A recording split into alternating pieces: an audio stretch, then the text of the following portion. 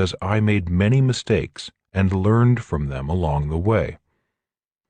The success of that business was sky high, and so was the fall. It took me over a year to recover from that powerful bounce. The good news is that it was the best business experience of my life. I learned a lot about business and about myself through the process of rebuilding. The crack in the dam. One of the reasons I fell so hard in the nylon surfer wallet business was that I did not pay attention to the little things. There is some truth to the age-old statement, the bigger they are, the harder they fall. My little surfer wallet business grew so fast that the business was a lot bigger than the capabilities of the 3 entrepreneurs who created the business. Instead of creating a business, we had created Dr. Frankenstein's monster and did not realize it. In other words, our sudden success was accelerating our failures. The real problem was that we did not know we were failing. We thought we were successful. We thought we were rich. We thought we were geniuses. Even though we consulted expert advisors, like patent attorneys, we did not listen to them. As 3 successful entrepreneurs in our late 20s and early 30s, we took our minds off the business and partied into the night. We actually thought we had built a business. We actually thought we were entrepreneurs. We actually believed our own story of success. We started bragging. Champagne started to flow. It was not long before we each had fast sports cars and were dating even faster women. Success and money had blinded us. We could not see the cracks forming in the wall of the dam. Finally, the dam broke. The house of cards started tumbling down around us. Our parachute did not open. Too much success. The point in sharing my entrepreneurial stupidity is that many people think that it is the lack of success that kills a business. In many cases, that is true. The failure of my surfer wallet business was a valuable experience because I found out early in my career as an entrepreneur that too much success can also kill a business. The point I am making is that a poorly conceived business can fail whether it is initially successful or not. Hard work covers up poor design. A poorly conceived business startup may be able to survive as long as the entrepreneur works hard and holds the business together with sheer determination. In other words, hard work can cover up a poorly designed business and keep it from failing.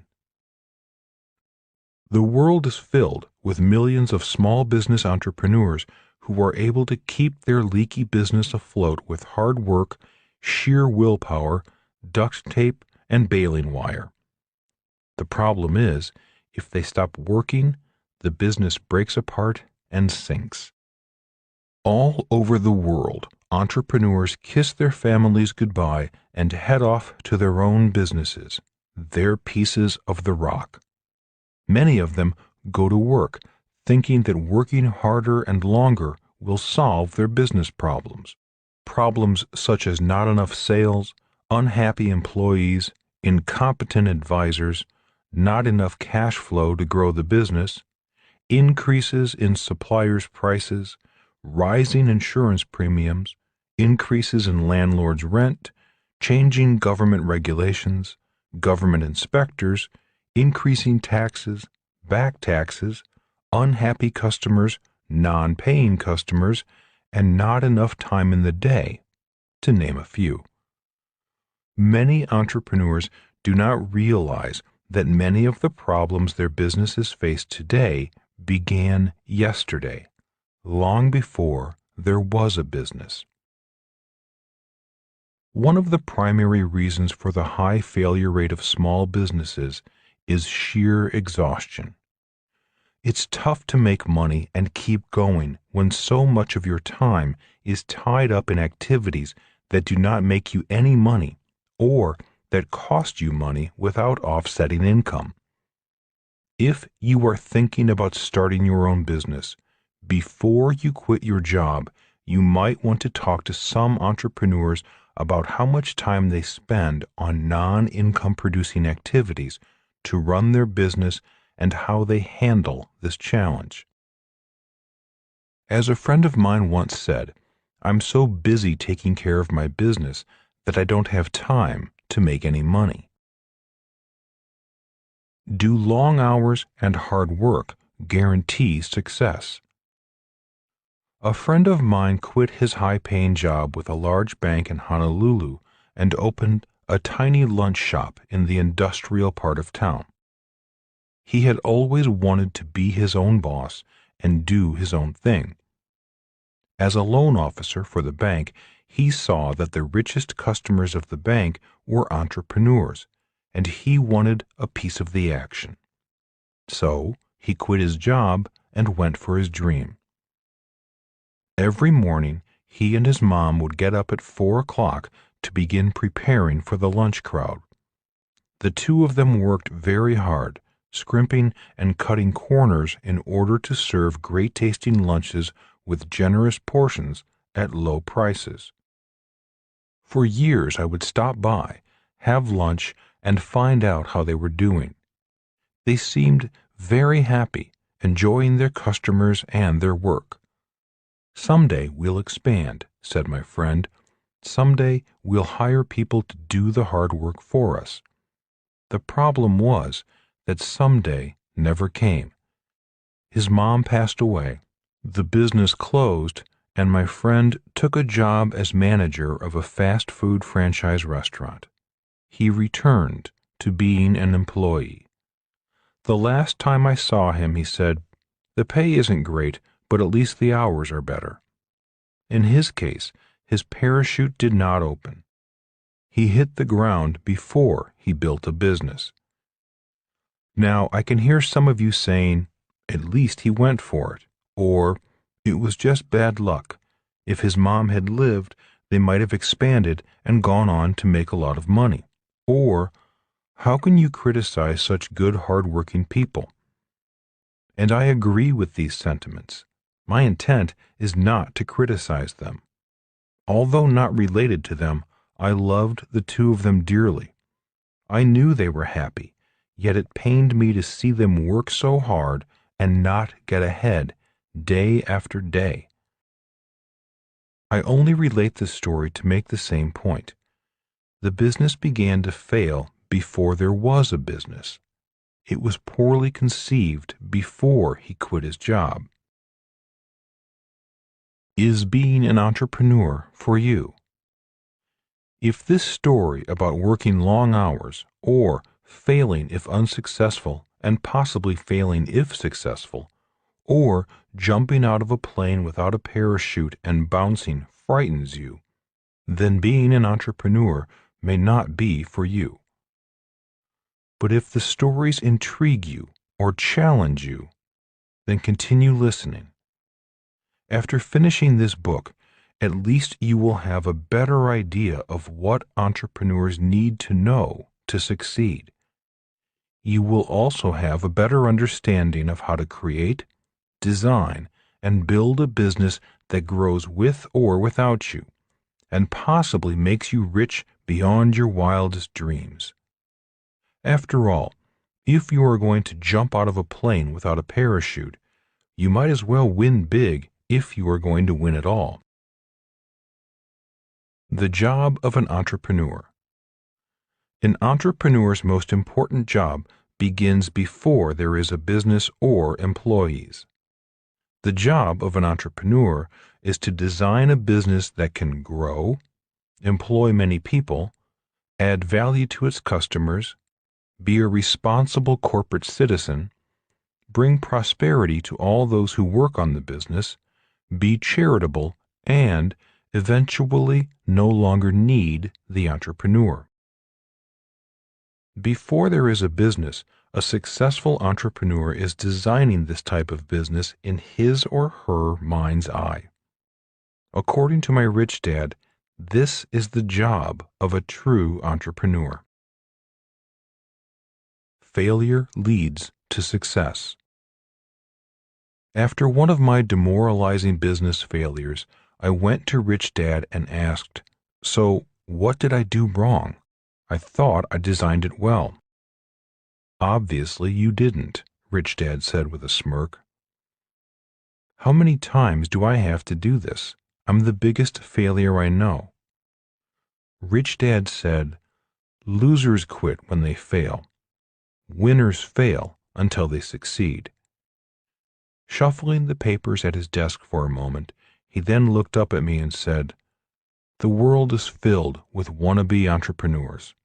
They sit behind desks, have important sounding titles like vice president, branch manager, or supervisor, and some even take home a decent paycheck. These wannabe entrepreneurs dream of someday starting their own business empire. Maybe someday some of them will. Yet I believe most will never make the leap. Most will have some excuse, some rationalization such as, 'When the kids are grown,' or 'I'll go back to school first,' or 'When I have enough money saved.' But they never jump from the plane," I said, finishing his thoughts. Rich Dad nodded. What kind of entrepreneur do you want to be? Rich Dad went on to explain that the world is filled with different types of entrepreneurs. There are entrepreneurs who are big and small, rich and poor, honest and crooked, for-profit and not-for-profit, saint and sinner, small town and international, successful and failing. He said, "The word entrepreneur is a big word, and it means different things to different people." The cash flow quadrant.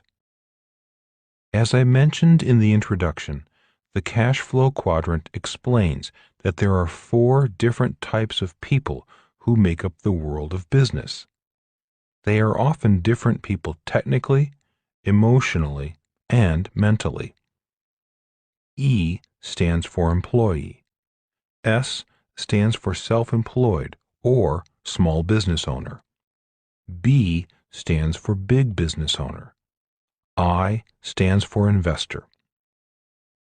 For example, employees will always say the same words, whether they are the president of the company or the janitor. An employee always says, "I'm looking for a safe, secure job with benefits." The operative words are safe and secure. In other words, the emotion of fear often keeps them boxed in that quadrant. If they want to change quadrants, not only are there skills and technical things to learn, but in many cases, they also have emotional challenges to overcome. A person in the S quadrant may say, "If you want it done right, do it yourself." In many cases, this person's challenge is learning to trust other people to do a better job than he or she can. This lack of trust often keeps them small, since it's hard to grow a business without eventually trusting other people. If S quadrant people do grow, they often grow as a partnership, which in many cases is a group of S's binding together to do the same job. B quadrant people are always looking for good people and good business systems. They do not necessarily want to do the work themselves. They want to build a business to do the work. A true B quadrant entrepreneur can grow his or her business all over the world. An S quadrant entrepreneur is often restricted to a small area, an area he or she can personally control. Of course, there are always exceptions. I quadrant people, investors, are looking for smart S's or B's to take care of their money and grow it. Rich Dad trained his son and me to first build a successful S quadrant business that had the capability of expanding into a successful B quadrant business. That is what this book is about. What kind of business do you want to build? As part of my entrepreneurial training with Rich Dad, he encouraged his son and me to go out and study as many different types of business systems as we could. He said, "How can you be an entrepreneur designing a business if you do not know about the different types of businesses and entrepreneurs?" Self-employed entrepreneurs. Rich Dad was adamant in explaining that many entrepreneurs are not business owners, but self-employed entrepreneurs who own a job, not a business. He said, "You are probably self-employed if your name is the name of the business, if your income stops if you stop working, if clients come to see you, or your employees call you if there is a problem. You may also be self-employed if you are the smartest, most talented, or the best educated person in your business." He had nothing against self-employed entrepreneurs. He simply wanted us to know the difference between entrepreneurs who own businesses and those who own jobs. Consultants, musicians, actors, cleaning people, restaurant owners, small shop owners, and most small business people fall into the S quadrant and own jobs instead of businesses. The main point Rich Dad was making about the difference between a self-employed entrepreneur and a big business entrepreneur is that many self-employed businesses have a tough time growing into a big business. In other words, they have a real challenge going from the S quadrant to the B quadrant. Why? Again, the answer is that the business was poorly designed before there was a business. It was doomed before it even started. Rich Dad himself started out as a self-employed entrepreneur in the S quadrant, yet in his mind, he was designing a very large business, run by people much smarter and more capable. Before he started his business, he designed his S quadrant business to be able to grow into the B quadrant. Professionals and tradespeople. He also wanted us to know that many professional people, such as doctors, lawyers, accountants, architects, plumbers, and electricians, start a self-employed style of business based on a profession or a technical trade. Many of these professions and trades require government licenses to operate. Also included in this category are professional salespeople, many of whom are licensed independent consultants, such as real estate, insurance, and securities salespeople. Many of these types of people are technically self-employed entrepreneurs, aka independent contractors. The problem with this type of business is that there is not really a business to sell because there really isn't a business outside of the individual owner. In many cases, there really isn't an asset. The business owner is the asset. If he or she does sell, he or she will not typically get the higher multiples a true B quadrant business can command. In addition, he or she may have to agree to stay on for the successful continuation of the business. In essence, they go from being the owner to the buyer's employee. In my rich dad's mind, it made no sense to work hard and not build an asset. This is why he advised his son and me against ever wanting to become employees. He said, "Why work hard and build nothing?" Later in this book, we will go into some ways this type of entrepreneur can create a business asset, an asset they can build and maybe sell someday. Mom and pop operations. A very large category of entrepreneurs is often referred to as mom and pop businesses. This type of business gets its name because many small businesses are family businesses. As an example, my mom's mother owned a little convenience store that the family took turns working in. The challenge for growth in a mom and pop operation is nepotism. Many people put their children in charge of the business, even though their children may be incompetent because blood is thicker than water. Often, the children don't share the passion for the business that their parents had, or they don't have the entrepreneurial drive to lead the business. Franchises. A franchise, such as McDonald's, is in theory a turnkey operation. The entrepreneur sells a ready-made business to a person who does not want to go through the creative and development phase of starting a business. It's like being an instant entrepreneur. One advantage to some franchises is that banks are more inclined to lend money to someone who wants to buy a franchise than to a person who wants to start a business from scratch. The banks are more comfortable with the successful track record of similar franchises, and the banks value the mentoring programs that most franchises have to assist the new entrepreneur. One of the biggest problems with big-name franchises is that they are generally more expensive to get into and have little flexibility for a budding entrepreneur. Franchises are the type of businesses that typically face legal issues and often end up in court. These fights are some of the most vicious fights in the business world.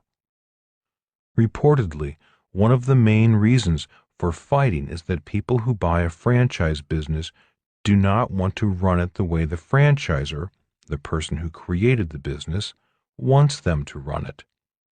Also, if the franchise does not do well financially, the franchisee may want to blame the franchisor for the lack of business success.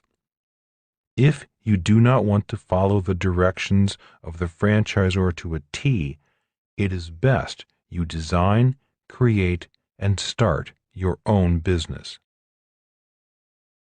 Network marketing and direct sales. The network marketing and direct sales industry is recognized by many to be the fastest growing business model in the world today. It is also the most controversial.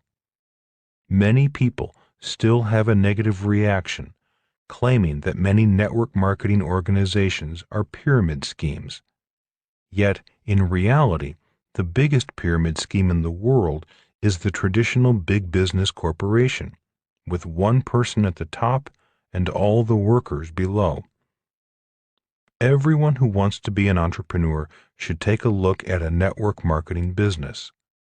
Some of the biggest Fortune 500 companies distribute their products through a network marketing or direct sales system. I am not a member of any one network marketing or direct marketing business, but I do speak favorably of the industry. People who want to be entrepreneurs should consider joining one of these businesses before they quit their jobs. Why? Many of these companies provide essential training in sales, business building, and leadership skills not found anywhere else. One of the most valuable benefits from associating with a reputable organization is that it teaches the mindset as well as the courage required to become an entrepreneur. You will also become more familiar with the systems required to build a successful business. The entry fee is typically quite reasonable, and the education can be priceless. To further explain the educational value of such types of business, please go to our website, richdad.com, to see 2 books on the subject: The Business School for People Who Like Helping People and the business of the 21st century. If I were starting my entrepreneurial career all over again, I would start with a network marketing or direct sales business. Not for the money, but for the real-world business training I could receive. Training similar to the type of training my rich dad gave me. Legal thieves. One of the more interesting discussions Mike and I had with Rich Dad involved the subject of entrepreneurs stealing from other entrepreneurs. Rich Dad used an accountant working for an accounting firm as an example.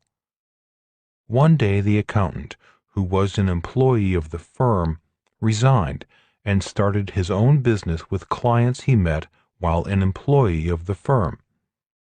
In other words, the accountant walked out the firm's door but took the business with him. Rich Dad said, "While this may not be illegal, it still is stealing." While this is one type of business design, it is definitely not the kind of entrepreneur he wanted his son and me to be. Creative entrepreneurs.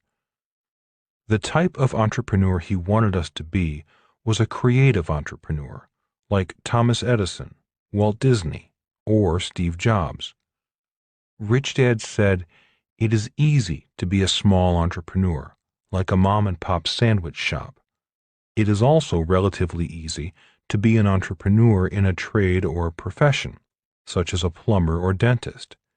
And it is easy to be a competitive entrepreneur, someone who sees a good idea, copies the idea, and then competes against the entrepreneur who created the idea."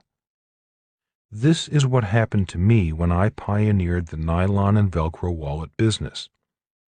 Once we created the market and the awareness of this new product line, competitors came out of the woodwork, and my little business was squashed. Of course, I cannot blame them. I can only blame myself because, once again, I designed the business poorly before there was a business. Even though I took a pounding, Rich Dad was happy that I was learning to be a creative entrepreneur rather than a competitive one.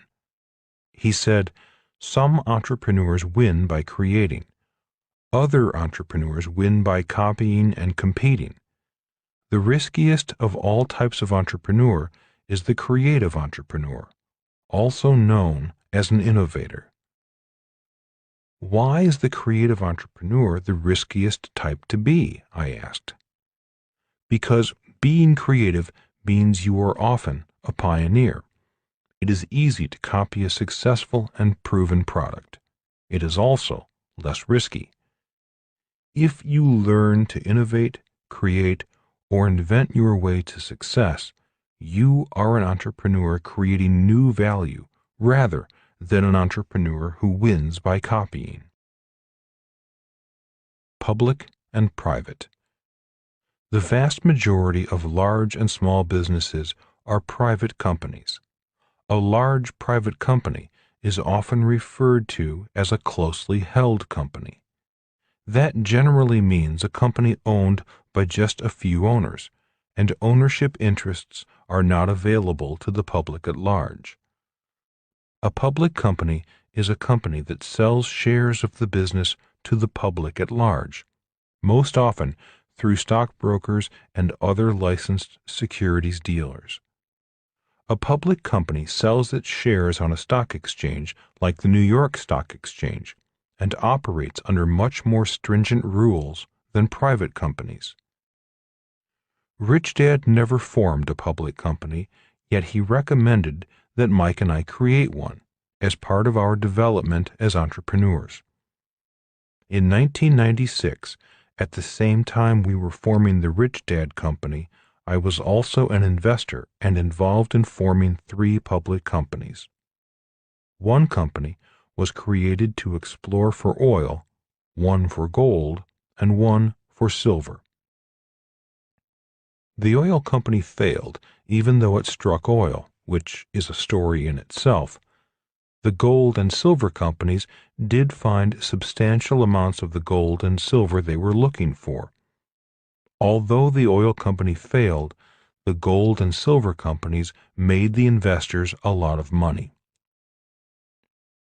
Working on developing the public companies was a great experience. As Rich Dad suggested, I learned a lot and became a better entrepreneur in the process. I found out that the rules are a lot tougher for a public company. A public company is actually two different companies serving two different customers, the real customers and the investors. A public company also serves two bosses, the board of directors and the government securities agency such as the SEC, the Securities Exchange Commission. I found out about tougher accounting standards and tougher reporting standards. When I was first starting out as an entrepreneur, Rich Dad said, "The dream of many entrepreneurs is to see the company they formed listed on the stock exchange." Yet, after the Enron, Arthur Andersen, WorldCom, and Martha Stewart scandals, the rules became tighter and the compliance requirements much more complicated and expensive. The government was breathing down public companies' backs. Building a public company business wasn't as much fun as I had expected. Even though I learned a lot, made myself and our investors a lot of money, became a better entrepreneur, learned how to design a public company, and was glad I went through the learning process, I doubt if I will ever form a public company again. That type of business is for a different type of entrepreneur. I can make more money and have more fun in small, closely held private businesses. Can anyone be an entrepreneur? Rich Dad wanted his son and me to understand that anyone can be an entrepreneur. Being an entrepreneur is not that special. He did not want the idea of being an entrepreneur to go to our heads. He did not want us looking down on anyone or thinking we were better than other people if we became successful entrepreneurs. To this he said, "Anyone can be an entrepreneur. Your neighborhood babysitter is an entrepreneur." So was Henry Ford, founder of the Ford Motor Company. Anyone with a little initiative can be an entrepreneur. So don't think entrepreneurs are special or better than other people.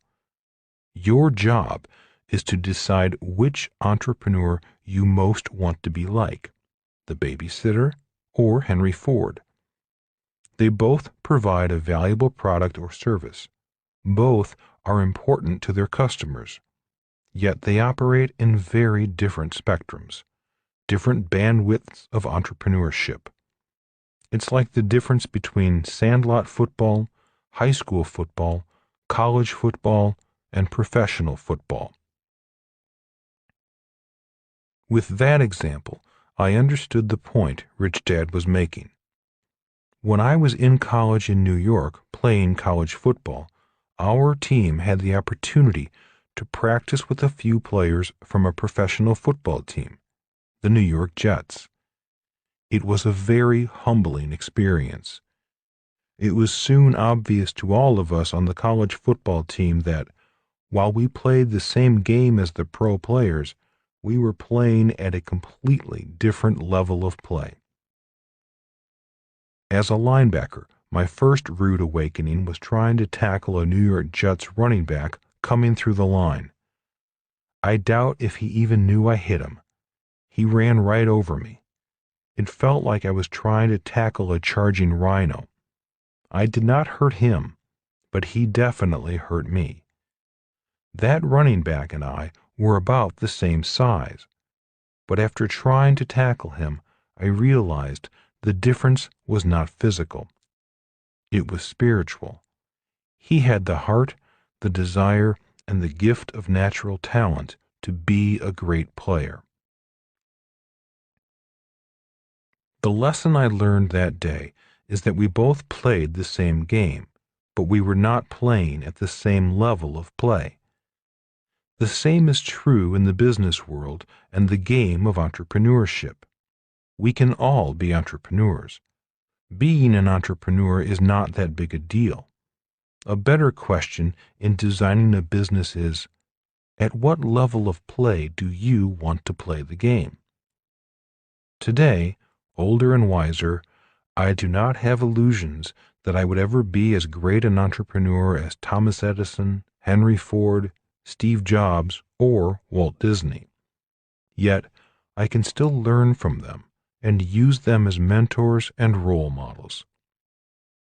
And that is Rich Dad's entrepreneurial lesson number 1. A successful business is created before there is a business.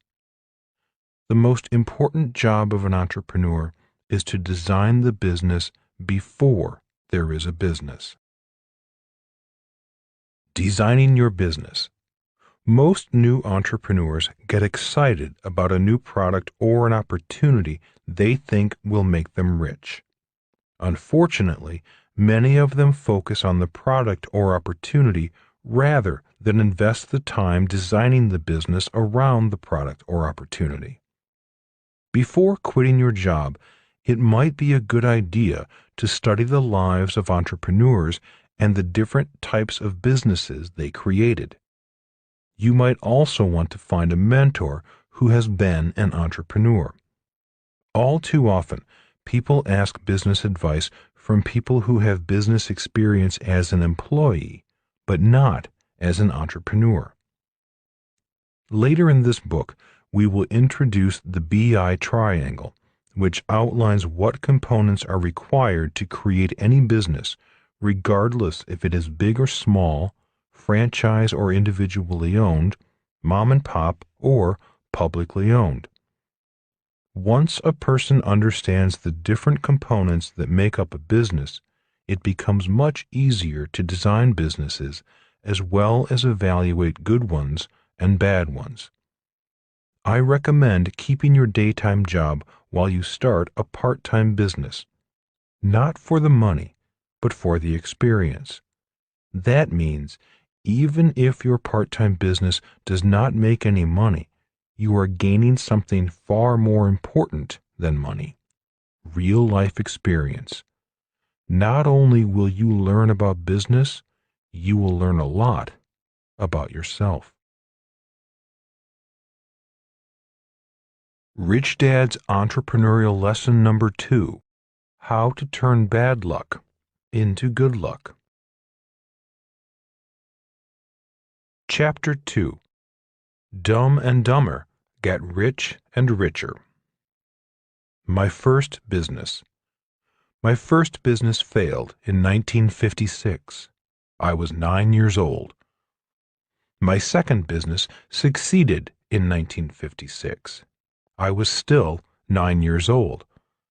If not for the failure of my first business, my second business would not have succeeded. Failing as a strategy. Failing in business early in life was a defining experience. It was instrumental in developing a success strategy for my future. At the age of 9, I started to realize that making mistakes was the best way for me to learn about business. Although I did not make much money, I realized that the smarter I became by failing and learning from those failures, the richer I would become. Today, in business, I will often do something knowing I might fail. Why? Because at the age of 9, I learned that failing was essential to succeeding. There are 2 primary reasons why entrepreneurs fail. One is that the would-be entrepreneurs are so afraid of failing that they freeze and then do nothing. They get up and go to work, always with some excuse why they are not ready to quit their jobs and start their businesses. The usual excuses include not enough money, too risky, the time is not right, kids to feed, and many others. The second reason entrepreneurs fail is that they do not fail enough. Many small business owners and self-employed business owners succeed to a point and then stop growing. The business plateaus or begins to die. The business reaches a certain size and then fails to grow. Once again, the entrepreneur needs to risk failing before the business can begin growing. Fear of failing is the primary reason why so many people do not succeed in life or are not as successful as they would like to be. This occurs not only in business, but in all aspects of life. I remember in high school never going on a date because I was so afraid of being rejected. Finally, just before graduating, I asked a beautiful classmate for a date to the senior prom. To my surprise, she said yes. We had a miserable time, but at least I was making progress. Another difference between an employee and an entrepreneur. Recently, during a radio interview, I was called a risk taker by a radio host. I replied, "In today's rapidly changing world, the people who are not taking risks are the risk takers. People who are not taking risks are falling behind." The program was a half-hour show that regularly interviewed different people from different walks of life. The show could have been called "The Secret to My Success." When the host asked me for my secret, I told her about my first business failure at the age of 9 and how that failure led to the success of my second business. I then said, I realized that failing was the way to success. "You learned this at 9?" the host asked. "That's correct," I replied. Like most people, I do not like failing. I hate it. Yet, that business failure early in life gave me a glimpse into the future. I saw my process for success. Some people get ahead by knowing all the right answers. Those people generally do well in school. That is not my process. I get ahead by failing. That is why I have started so many different businesses. More have failed than succeeded, yet the ones that have succeeded have been pretty big successes, like the success of my real estate company, the 2 public gold and silver mining companies I helped found, and the Rich Dad Company. Also, I did not make much money early in my career as an entrepreneur, but now, later in life, I make more money than most people. So, the secret to your business success is being willing to make mistakes and then learning from them. Yes, that is my job as an entrepreneur. My job is to set new goals, create a plan, make mistakes, and risk failing. The more mistakes I make, the smarter I become. Hopefully, the company grows and prospers from the lessons learned. "I'd get fired if I made too many mistakes on the job," replied the radio interviewer. "To me, making mistakes and failing is failing. I do everything possible not to make mistakes. I hate making mistakes. I hate feeling stupid. I must know the answers. I feel it is important to do everything the right way, the way the company tells me to do it." "And that is why you are a good employee," I replied kindly. Employees are hired to not make mistakes. An employee's job is to follow the rules, do as they are told, and do their job the right way. If employees want to do things their own way, or do not follow the rules or make too many mistakes, they are fired because they are not doing the job they were hired to do. So my job as an employee is to not take risks, and your job as an entrepreneur is to take risks, to make mistakes, and to sometimes fail. Is that what you are saying? Yes, I replied. That difference is the key difference between an entrepreneur and an employee. So you take risks, Is that what you do as an entrepreneur? No, not quite, I said, chuckling. I don't randomly take any risk that comes along. First of all, I had to learn the science of making mistakes and learning from mistakes. Second, I had to learn how to choose the risks I took. The better my skills as an entrepreneur became, the better my judgment at taking calculated risks. Today, I look at taking risks as part of my job. Failing is not fun, but it is necessary for progress. So, do you like failing? Asked the host. No, on the contrary, I hate failing as much as the next person. The difference is, I know that failing is part of the process of my business's success. The moment I fail, I know I am at the point of a breakthrough in learning. It's the point where the new me emerges. The new you, shrieked the radio host. What kind of hocus pocus is that? Well, I replied slowly, we have all experienced this new me experience. For example, when we were babies and could not walk, we stood and fell, stood and fell. Then one day we stopped falling and began to walk.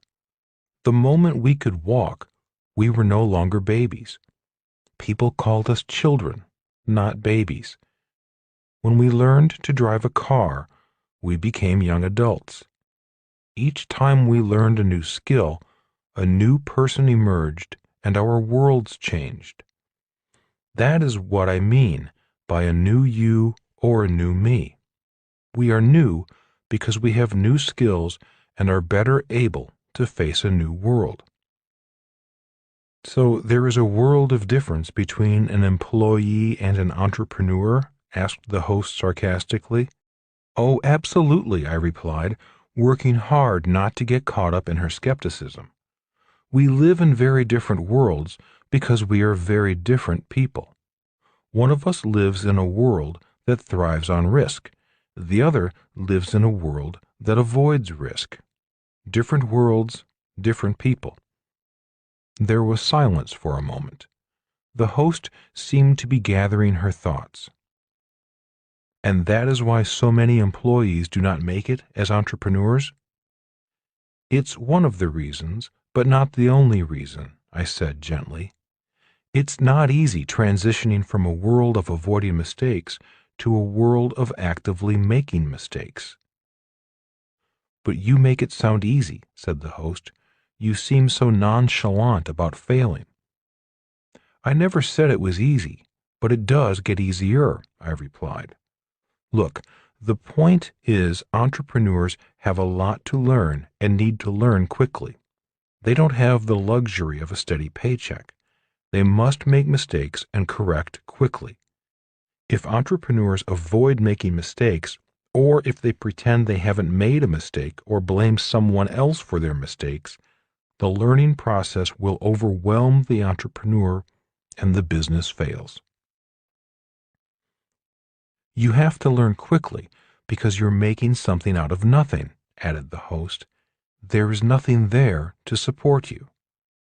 Especially in the beginning of your development as an entrepreneur, yet, as you get better, you can go from nothing to something very quickly. One of the great joys of being an entrepreneur is the ability to take an idea and turn that idea into a successful business in a short period of time. Centuries ago, alchemists were trying to turn lead into gold. An entrepreneur's job is to turn an idea into gold. It's almost money for nothing, said the radio host. Almost, I replied. If you can do that, you'll never need a job. You can go just about anywhere you want in the world and strike it rich. I do business in over 80 countries. One of my mining companies operates in China, and the other operates in South America. An employee or a self-employed person's scope of business is often limited to a town, state, or country. So it is a different world, conceded the host. Yes, I replied. That is the world of an entrepreneur. If you are good, you are free to travel the world and do business. Most employees need to apply for a work visa before they can work in another country. An entrepreneur may enter a country as a corporation or form a joint venture with another corporation in that country. Training yourself to be an entrepreneur is developing your potential to access a world of nearly unlimited wealth. And to do that, you need to learn to turn your failures into successes. That's correct, I replied. And what if you fail and lose money? She asked. It's just part of being an entrepreneur. I do not know many entrepreneurs who have not lost money at one time or another.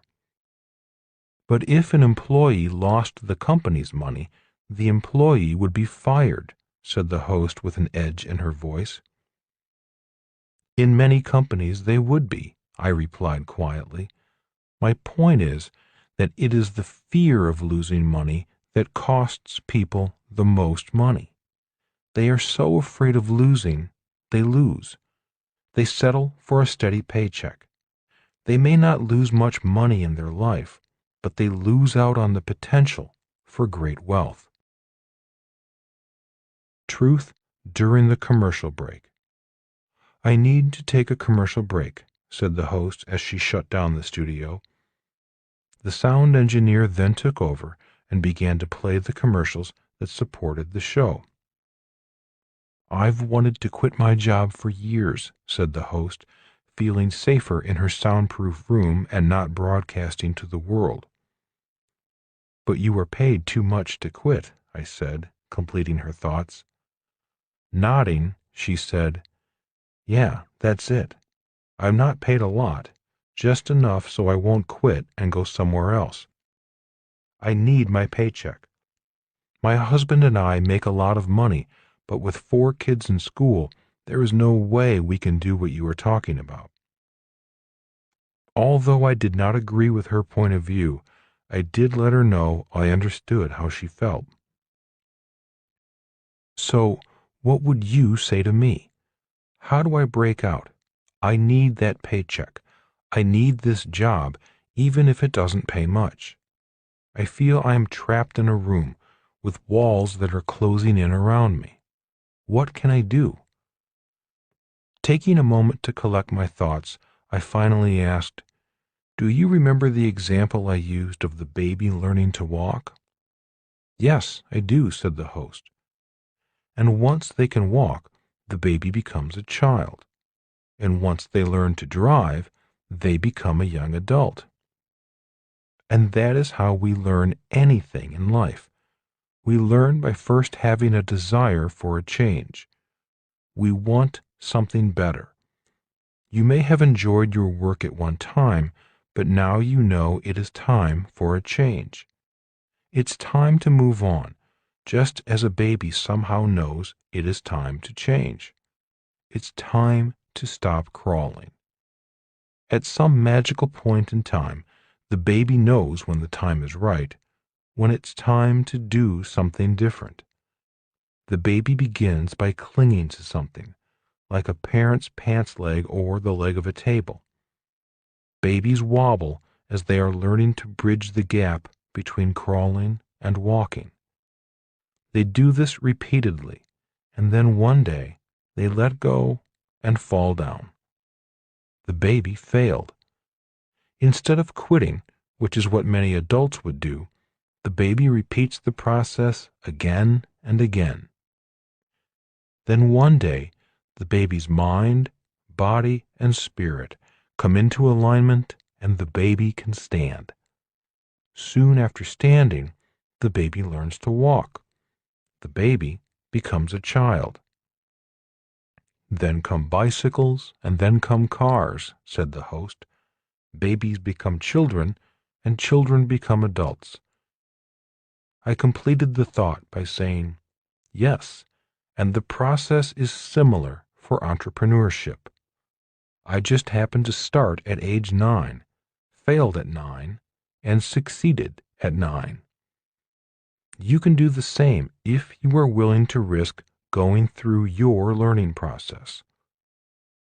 So, you are confident in your skills as an entrepreneur? Asked the host. No, not really. I am confident in my ability to make mistakes, correct, and improve my business. I am a better entrepreneur today, and I plan on getting better. But no, I am never fully confident in my skills as an entrepreneur because I do not rest on my laurels or my past successes. I constantly put myself in situations where I am beyond my skills. I am always on edge, always tentative, always testing myself. That is the way I continually get better. And that is why you start new businesses, even if you fail? Asked the host. I start new businesses even if I succeed. That is why I have so many businesses that run without me. That is my secret to great wealth. Most employees have one job. As an entrepreneur, I have multiple businesses. That's why you do not want to be self-employed or run the business. Yes, and that is why I am glad I failed at the age of 9.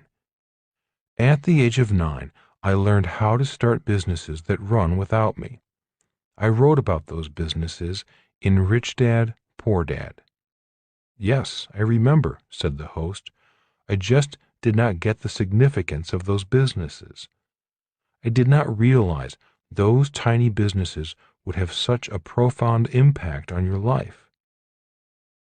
Nodding again, I said, I found my strategy for life at the age of 9. The sound engineer then informed us the commercial break was over, and it was time to continue the interview. The host turned on her microphone and said, We only have a few minutes left, so let's wrap this up. You're telling us that an entrepreneur's job is to make mistakes, and an employee's job is to not make mistakes. Is that your message? Yes, it is. At least, that is the way I see it. If I am not taking calculated risks, not making mistakes, and growing the company, I should be fired. If my employees make too many mistakes, I might have to let them go. That is why I hire smart employees who hate making mistakes. They do their job, I do mine. That is why we say to our kids, Go to school so you can get a good job, said the host. Schools are training our kids to be employees. Yes, I replied.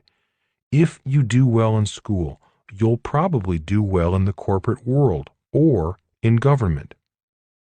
Did you like school? Asked the host. Not really, I replied. I did not do well in school because I made too many mistakes. I was a C, D, and on several occasions, an F student. So in school, I figured out that since I was already good at making mistakes, I might as well become an expert at making mistakes. That is why I'm an entrepreneur, not an employee. I am not that academically smart. No one would hire me for a high-paying job. I don't like following orders, so I'd probably never be promoted. I like changing things and doing things my way rather than doing what I am told to do. You would definitely not get a job at this radio station, said the host. I might not get a job here, but I do know how to buy this radio station and hire people smarter than me to run it for me, I added with a hint of humor in my voice. Okay, we have to wrap this up, said the host. Do you have any other examples that show that making mistakes and failing are essential to being an entrepreneur? Is there another example besides you that can support this point of view? Oh, sure, I replied. Thomas Edison was asked to leave school because teachers complained that he was addled or scatterbrained. Later in life, he was criticized for having failed over 1,000 times before inventing his version of the electric light bulb.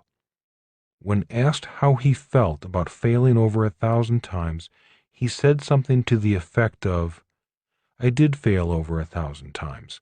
I believe it was 1,014 experiments that failed before we finally succeeded. It takes at least 1,000 failures to qualify you to invent a light bulb." What does he mean that it takes at least 1,000 failures to qualify you to invent the light bulb? The host asked. It means if you or I wanted to invent a light bulb today, instead of just buying one from the store, we would probably fail at least 1,000 times before we knew how to make a light bulb. So he was labeled a scatterbrain in school and failed 1,000 times before inventing the light bulb, said the host. That means he is an inventor. How does that make him an entrepreneur? Do you know what company he founded? I asked. No, I do not. He founded General Electric, one of the most powerful companies in the world. It was originally known as Edison General Electric, one of the original 12 members of the Dow Jones Industrial Average. Of the original 12, only GE has survived to this day. Not bad for an addle-minded scatterbrain who failed a lot. The interview was over. Learn from your mistakes. My rich dad believed in learning from your mistakes. He did not view mistakes as bad, but simply as opportunities to learn something about business and yourself. He said, mistakes are like stop signs. Mistakes say to you, hey, time to stop, take a moment, you don't know something, it's time to stop and think. Rich Dad also said, a mistake is a signal that it's time to learn something new, something you did not know before. Along that line of reasoning, he also said, too many people are too lazy to think. Instead of learning something new, they think the same thoughts day in and day out. Thinking is hard work. When you are forced to think, you expand your mental capacity. When you expand your mental capacity, your wealth increases. So, every time you make a mistake, stop and take the opportunity to learn something new, something you obviously need to learn. When something does not go your way, or something goes wrong, or you fail, take the time to think. Once you find the hidden lesson, you will be thankful for the mistake. If you are upset, angry, ashamed, blaming someone else for the mistake, or pretending you haven't made a mistake, you haven't been thinking hard enough. Your mental capacity hasn't expanded enough. You haven't learned the lesson, so keep thinking. Poor Dad's philosophy on mistakes. My poor dad, being an educator, had a different point of view on mistakes. To him, making a mistake also indicated you did not know something, but to him, making a mistake meant you were stupid or intellectually challenged. When my poor dad made a mistake, he often pretended he did not make one, denied making one, or blamed someone else for the mistake. He did not view making mistakes as an opportunity to learn and increase one's intellectual capacity. He did his best to avoid making mistakes. He did not view making mistakes as a good thing, like my rich dad did. Bad luck to good luck. Lesson number 2, turning bad luck into good luck, is the second lesson because of the differences I noticed between my rich dad and my poor dad when it came to making mistakes. In my opinion, It was each man's personal philosophy on the subject of mistakes that determined his ultimate success in life. His first big failure. In earlier books, I talked about coming home from the Vietnam War and having to decide in which dad's footsteps I would follow. I was about 25 at the time, and both my dads were just turning 50. My poor dad had just lost his bid as the Republican candidate for lieutenant governor of the state of Hawaii. Since he ran for office against his boss, the governor, my dad was informed that he would never work in state government again. So he was unemployed and out of work at the age of 50. The problem was, all he knew was the world of education. He entered the academic world at the age of 5 and did not leave that world until the age of 50. Out of work, he had to take early retirement. He took his retirement money, entered the world of business as a reluctant entrepreneur, and purchased a big-name ice cream franchise. He purchased this big-name franchise because he thought it was a cannot-fail business.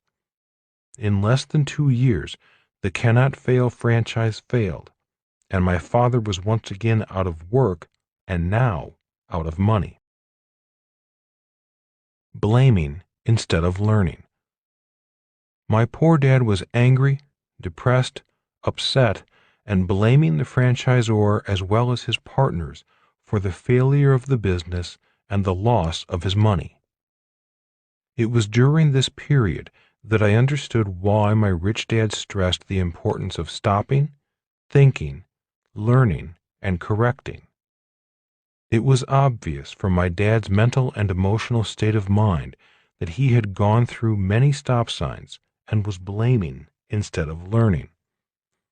He was continuing to think with the mental capacity of an employee, not an entrepreneur. Within just a few months of opening his ice cream business, my dad knew it was in trouble. Once friends stopped coming by to buy a cone, the store was virtually empty.